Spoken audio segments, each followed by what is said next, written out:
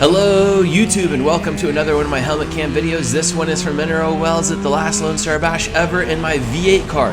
The last one was in a super underpowered M3. This is the exact opposite. This is over twice the horsepower and a 240 SX, which is lighter. Here I am following Zach Mitchell in his 420 wheel horsepower S14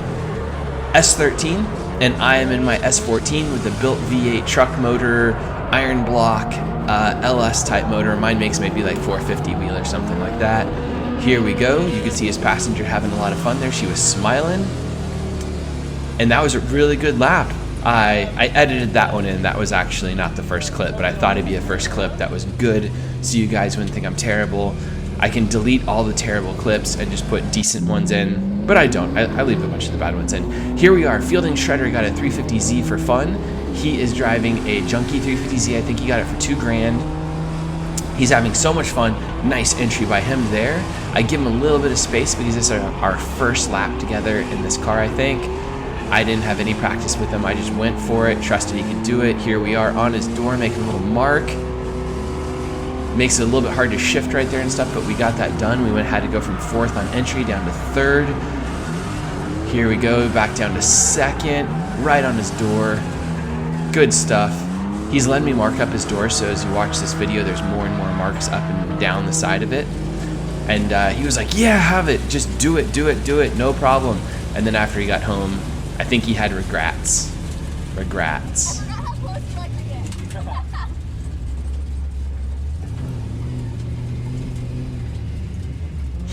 This is fun too because his car needs like no cool down time, anything. It's just a stock Z. It's even stock suspension and stock angle with no aftermarket handbrake or anything. And he's killing it in that thing.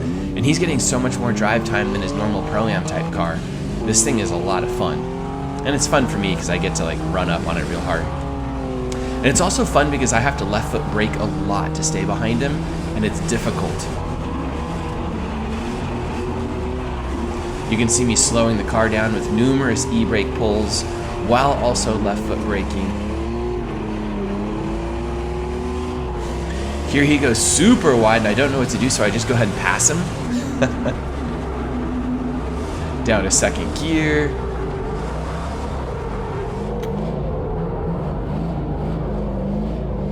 Wave to the photographers so they know that you enjoy their company. And there we go. Now this V8 car has no sway bars front and rear. It's on coilovers, all adjustable arms and stuff. It's caged. It's a whole race car type thing. It's a great car though. The T56 works fantastic. The whole engine is always pretty much like flawless. It just runs. Earlier in the day we did have a problem with the relay like coming undone and the car was cutting out, but we just pushed the relay back in. This thing is a super solid car that's really reliable and gets a lot of laps out of it. The limiting factor on this car is probably just tire wear.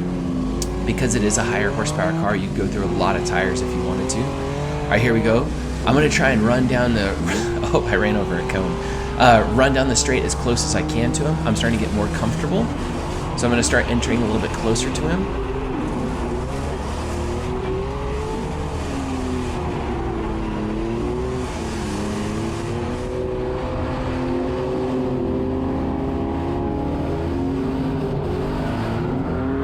Notice I transitioned almost before him there. That lets me stick it in for the next corner really smoothly. Oh man, he was going wide and almost slammed a barrier, so he bailed out. I have no hands on the wheel for a second. Don't do that at home. Or I guess at the event.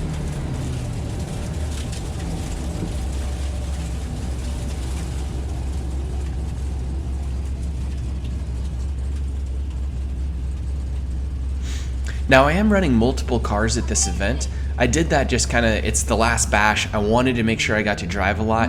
I was worried that I would be at Mineral Wells and I wouldn't get to drive because one of my cars broke, so I brought 2 and then both actually ran the whole time, which was kind of crazy.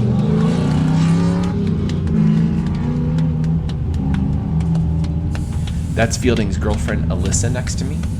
This is fun, thanks. Does Fielding drive that aggressively or no? What? I mean... he has a body kit on his car, he can't. Yeah.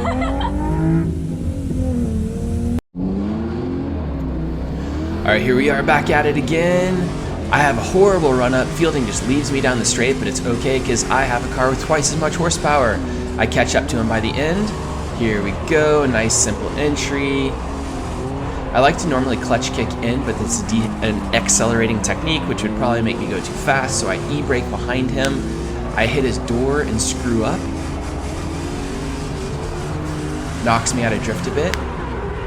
Bonk, and then I hit him again, and that knocks me out of drift again. I was just kind of being an idiot there. Because I run a 265 on a 9.5-inch wheel up front of this car, I can pretty easily make contact and not damage the wheels or anything on the front of the car because I hit the tire first. When I have like a 235 or a 225 on a 9.5-inch wheel and it's stretched on, I will break the wheel because the wheel sticks out farther than the tire and you have to be really careful. So here comes Zach Mitchmore again. Down the straight, he gets away from me a little bit. He is way shallow on track here for a second, so I got to be careful about that. A lot of e-braking and stuff from me. My hand always hovers over that e-brake and I hate it. I've always driven with one hand, which is not something you should do. You should definitely drive with two hands. Oh, look at my dash is falling apart right there. You can see my switch panel's falling. But yeah, I always drive with one hand and you shouldn't do that. You should definitely drive with two hands on the wheel. I can't ever break that habit. You should definitely not get that habit. Here we go, running up down the side of Lane McGuinness in his really fast V8 car. We catch him towards the end. I cut his line a tiny bit. We're chasing him down. You can see the distance between us slowly close down until there's almost no distance at all. And I have to time this transit. Oh, he drives off course. That's hilarious. He drove off course, but that's okay. We're just going to continue chasing him down. That second gear shift happened so fast I almost didn't see it, and we hit him. I don't think that was my fault, but it was my fault because I hit him. No big deal, though. I think your tires might be done. Sorry, I totally missed you. You're fine. He misshifts, he told me. He's really fun to tandem with. And that car has been at our events for many years now, 3 or 4 years, and it hasn't ever had like any huge terrible accidents I can think of. It's still the same car. Here we have True, borrowed Mark's car. Mark has a Mustang. Mark builds my cars.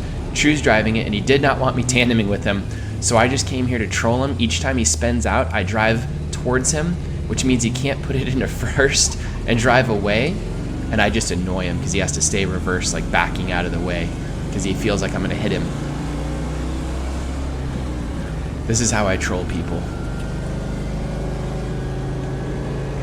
Here he spins immediately again. So then you just troll him again. Because he's all flustered behind the wheel because he hasn't driven Mustangs much and they can be difficult to drive. Ooh, here's Chandler O'Neill, the winner of the Texas Street Legal Series, who just went to Japan with me, did amazing in my GZX 100, in his Corvette. I respect this car and I try not to hit it, so here we are, we keep our distance from him, and we're gonna, instead of trying to be on his door on entry, when I respect someone's car, I run up on them slowly to make sure they're stable in drift, that they're not gonna have any big problems or mistakes, that I'm gonna slam into them by compounding a mistake of mine and everything. Ooh, and he spins, but that's okay. I was being respectful of his car. I wasn't stacked directly on top of him.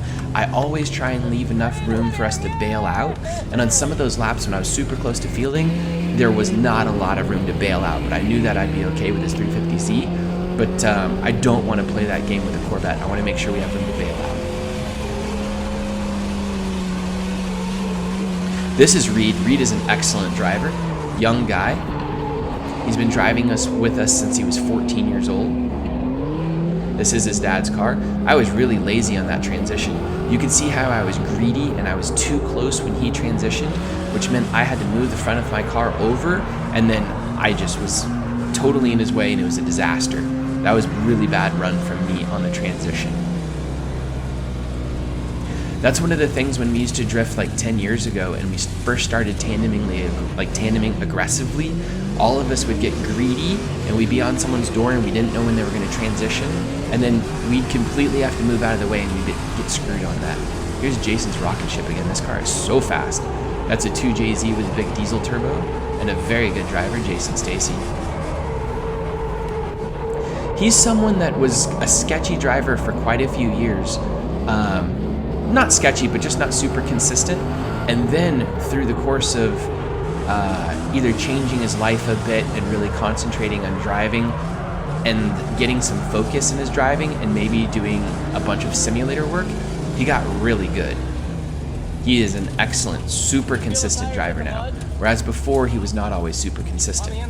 It's nice to see drivers level up over and over and over again and get better than you would think they could. Zach Mitchamore is a good example of that. Over the course of the last couple years, he got very good. Oh, there he is to my left. And then when he was in his Pro-Am car, which was a V8 dog box thing, and then when he went to this SR car, I actually thought he even got better. Oh my God, that was my headlight. Those are expensive.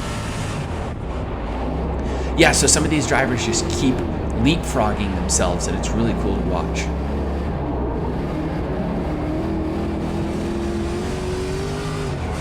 You'll notice how delicate I am in my lead position with my steering. There's not a lot of hiccups or adjustments or anything like that.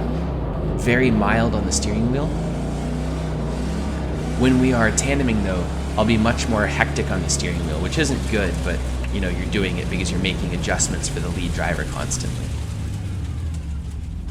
That was my headlight. Make sure you tandem with people that you trust as well. And not only people that you trust, but people that you're comfortable hitting their cars, because if you are tandeming with people, the cars are going to hit sometimes. So make sure you're not tandeming out there with some Bugatti Veyron type thing that's too expensive or anything for you to hit. You want to be respectful, but always remember that you can hit them, and then you have to figure things out. Everybody's responsible for their own cars on track, but you need to be mindful that if it is you are at fault and everything, you could lose a friend forever, or you know, you need to help the friend fix it, or you know, something. But you just need to remember that there are real consequences to this. And if it's a stock 350Z I hit, that's not nearly as bad as hitting someone's like $200,000 Pro-Am car. Here I just pass fielding again. That's hilarious.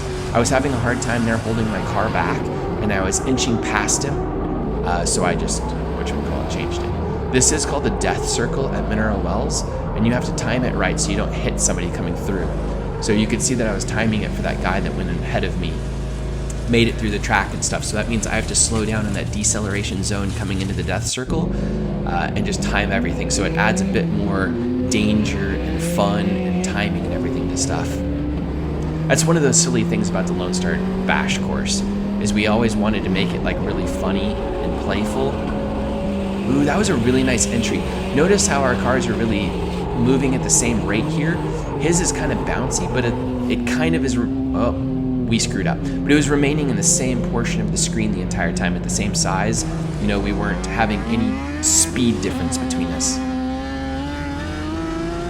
This is Julian in his new 350Z. He is building a VVL SR crazy motor right now. But I think he looks even better in the Z. He drives his Z really well.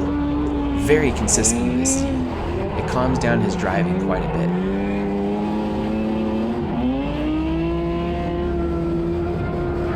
Nice transition.